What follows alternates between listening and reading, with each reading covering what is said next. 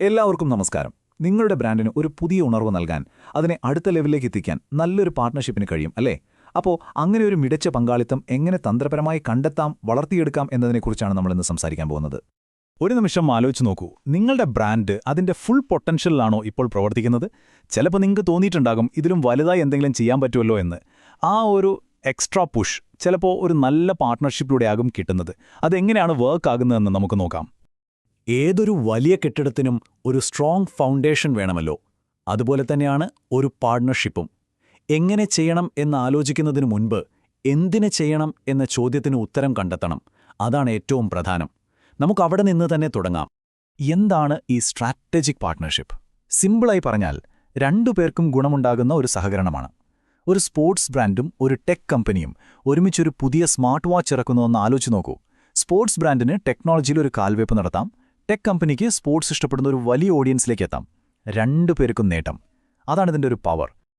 Okay, അപ്പോൾ ഏതെങ്കിലും ഒരു പാർട്ട്ണർഷിപ്പിലേക്ക് എടുത്തു ചാടും മുൻപേ നിങ്ങൾ ആദ്യം സ്വയം ചോദിക്കേണ്ട ഒരു ചോദ്യമുണ്ട്. എന്താണ് എൻ്റെ ലക്ഷ്യം? കൂടുതൽ ആളുകളിലേക്ക് നിങ്ങളുടെ ബ്രാൻഡ് എത്തണമെന്നാണോ? അതോ പുതിയൊരു മാർക്കറ്റിലേക്ക് കടക്കാനാണോ?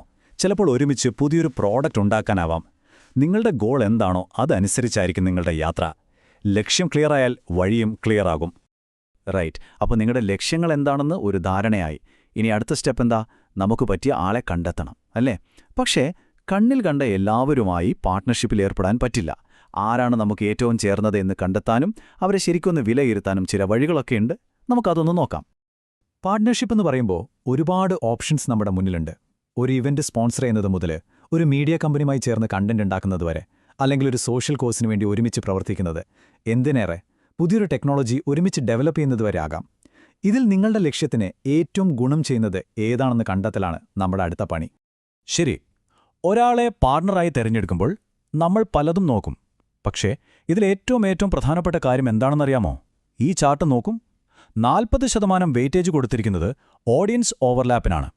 അതായത് നിങ്ങളുടെ കസ്റ്റമേഴ്സും അവരുടെ കസ്റ്റമേഴ്സും ഏകദേശം ഒരേ താൽപ്പര്യമുള്ളവരാണോ എന്നത്. അതാണ് ഏറ്റവും ക്രിട്ടിക്കൽ. അപ്പോൾ നമ്മൾ നേരത്തെ പറഞ്ഞ ആ മാനദണ്ഡങ്ങൾ വെച്ച് ഒരു സ്കോറിംഗ് സിസ്റ്റം ഉണ്ടാക്കിയാൽ എങ്ങനെയിരിക്കും? ദാ ഇതുപോലെ. ഇവിടെ നോക്കൂ, പാർട്ട്ണർ 1, പാർട്ട്ണർ 2 എന്നിങ്ങനെ രണ്ടുപേരുണ്ട്. രണ്ടുപേർക്കും ബ്രാൻഡ് മൂല്യങ്ങളിൽ നല്ല യോജിപ്പുണ്ട്. പക്ഷേ ഓഡിയൻസ് ഓവർലാപ്പ് നോക്കുമ്പോൾ പാർട്ട്ണർ 1 ആണ് മുന്നിൽ. അപ്പോൾ നമ്മുടെ ആദ്യത്തെ ചോയ്സ് ആരായിരിക്കണം? തീർച്ചയായും പാർട്ട്ണർ 1 തന്നെ. ഓക്കെ, അപ്പോൾ നമുക്ക് പറ്റിയ ആളെ കണ്ടെത്തി, അവരെ വിലയിരുത്തി. ഇനി എന്താ? ഇനി അവരോട് പോയി സംസാരിക്കണം. വെറുതെ ചെന്നാൽ പോരല്ലോ. അവരെ ഇംപ്രസ് ചെയ്യുന്ന, ഇതൊരു കൊള്ളാവുന്ന ഡീലാണല്ലോ എന്ന് അവർക്ക് തോന്നുന്ന ഒരു പ്രൊപ്പോസൽ ഉണ്ടാക്കണം. നമ്മൾ ഇതുവരെ ചെയ്ത എല്ലാ റിസർച്ചും പ്ലാനിങ്ങുമൊക്കെ ഒരുമിച്ച് വരുന്ന ഒരു ക്ലൈമാക്സ് മൊമെന്റാണിത്. അപ്പോൾ നമ്മൾ ഇതുവരെ സംസാരിച്ച കാര്യങ്ങൾ ഒന്ന് ചുരുക്കി പറഞ്ഞാൽ ഇതൊരു 5 സ്റ്റെപ്പ് പ്രോസസ്സാണ്. ഒന്നാമത്, നമ്മുടെ ലക്ഷ്യം എന്താണെന്ന് തീരുമാനിക്കുക. 2, അതിന് പറ്റിയ പാർട്ട്നേഴ്സിനെ കണ്ടെത്തുക. 3, അവർ നമുക്കെത്രത്തോളം ചേർന്നവരാണെന്ന് വിലയിരുത്തുക. 4, ഒരു കിടിലൻ പ്രൊപ്പോസൽ ഉണ്ടാക്കുക. 5, ഒരുമിച്ചിരുന്ന് പുതിയ ഐഡിയകൾ ഉണ്ടാക്കുക. വളരെ സിമ്പിൾ അല്ലേ? ഇതാണ് വിജയത്തിലേക്കുള്ള ഫോർമുല. നിങ്ങളൊരു പ്രൊപ്പോസൽ ഉണ്ടാക്കുമ്പോൾ അതിൽ 2 കാര്യങ്ങൾക്ക് വ്യക്തമായ ഉത്തരം വേണം. ഒന്നാമത്തെ ചോദ്യം, നിങ്ങളുടെ ബ്രാൻഡ് അവർക്ക് എന്ത് വാല്യൂ ആണ് കൊടുക്കുന്നത്? രണ്ടാമത്തേത്, ഈ പാർട്ട്ണർഷിപ്പ് എങ്ങനെയാണ് രണ്ടുപേർക്കും ഒരു വിൻ-വിൻ സിറ്റുവേഷൻ ആകുന്നത്? ഈ 2 കാര്യങ്ങൾ ക്ലിയറായി പറയാൻ പറ്റിയാൽ നിങ്ങളുടെ പിച്ച് പകുതി വിജയിച്ചു.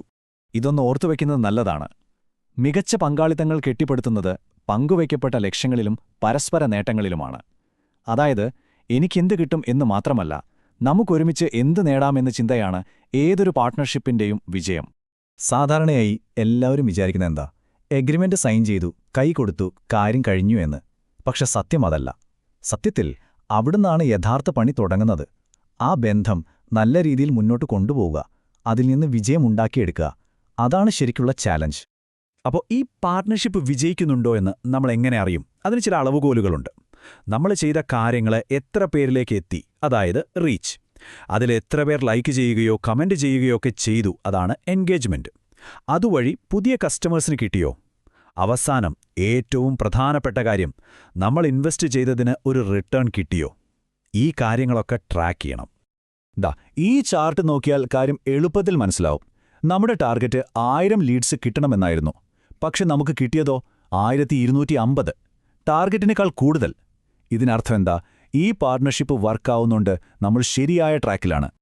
ഏതൊരു കാര്യത്തിനിറങ്ങുമ്പോഴും ചില റിസ്കുകൾ ഉണ്ടാകുമല്ലോ. പാർട്ട്ണർഷിപ്പിലും അതെ. ചിലപ്പോൾ ബ്രാൻഡിന്റെ പേരിന് എന്തെങ്കിലും പ്രശ്നം വരാം, അല്ലെങ്കിൽ സാമ്പത്തികമായി നഷ്ടം വരാം. പക്ഷേ സ്മാർട്ടായി ചിന്തിക്കുന്നവർ എന്തു ചെയ്യും? ഓരോ റിസ്കിനും ഒരു പ്ലാൻ ബി നേരത്തെ ഉണ്ടാക്കി വയ്ക്കും. പ്രശ്നം വരുന്നതിന് മുൻപേ തന്നെ അതിനുള്ള പരിഹാരം കണ്ടെത്തിവെക്കുക. അതാണ് പ്രൊഫഷണലിസം. ഒരു പാർട്ട്ണർഷിപ്പ് എന്ന് പറയുന്നത് ഒരു മാരത്തോൺ പോലെയാണ്, ഒരു സ്പ്രിന്റ് അല്ല. അതൊരു ലോങ് ടേം റിലേഷൻഷിപ്പാണ്. ഈ ടൈംലൈൻ കണ്ടില്ലേ? ആദ്യത്തെ മാസം കാര്യങ്ങൾ തുടങ്ങുന്നു, 3-ാം മാസം ഒരു റിവ്യൂ, 6-ാം മാസം ഒരു ചെക്ക് ഇൻ. ഇങ്ങനെ കൃത്യമായി ഇടവേളകളിൽ കാര്യങ്ങൾ വിലയിരുത്തണം. ഇത് ആ ബന്ധം കൂടുതൽ സ്ട്രോങ് ആക്കാൻ സഹായിക്കും. അപ്പോ ഈ സെക്ഷനിൽ നിന്ന് നമ്മൾ ഓർത്തിരിക്കേണ്ട ഏറ്റവും പ്രധാനപ്പെട്ട കാര്യം ഇതാണ്: വെറുമൊരു കൈകൊടുക്കലിലോ അല്ലെങ്കിൽ ഒരു എഗ്രിമെന്റ് സൈൻ ചെയ്യുന്നതിലോ പാർട്ട്ണർഷിപ്പ് അവസാനിക്കുന്നില്ല. അതൊരു തുടക്കം മാത്രമാണ്. ശരിക്കുള്ള വിജയം വരുന്നത് അതിനുശേഷമുള്ള നിരന്തരമായ പ്രയത്നത്തിലൂടെയാണ്. ശരി, നമ്മൾ ഇത്രയും കാര്യങ്ങൾ സംസാരിച്ചു. ഇതിൻ്റെ എല്ലാം അവസാനം നിങ്ങൾ നിങ്ങളോട് തന്നെ ചോദിക്കേണ്ട ഒരൊറ്റ ഏറ്റവും പ്രധാനപ്പെട്ട ചോദ്യമുണ്ട്. നിങ്ങളുടെ ബ്രാൻഡിന്റെ ഭാവിയെ നിർണ്ണയിക്കാൻ പോകുന്ന ഒരു ചോദ്യം. ആ ചോദ്യം ഇതാണ്: ഏതൊക്കെ പങ്കാളിത്തങ്ങളാണ് നിങ്ങളുടെ ബ്രാൻഡിന്റെ പ്രചാരം, വിശ്വാസ്യത, പിന്നെ അതിന്റെ ലോങ് ടേം വാല്യൂ എന്നിവ ഏറ്റവും നന്നായി വർദ്ധിപ്പിക്കുക? ഈ ചോദ്യത്തിനുള്ള ഉത്തരം നിങ്ങൾ കണ്ടെത്തണം. ശരിയായ ഉത്തരം കണ്ടെത്തിയാൽ നിങ്ങളുടെ ബ്രാൻഡിനു മുന്നിൽ പുതിയ വാതിലുകൾ തുറക്കും. ഇന്ന് നമ്മൾ ചർച്ച ചെയ്ത ഈ കാര്യങ്ങൾ ആ യാത്രയിൽ നിങ്ങൾക്കൊരു വഴികാട്ടിയാകുമെന്ന് വിശ്വസിക്കുന്നു.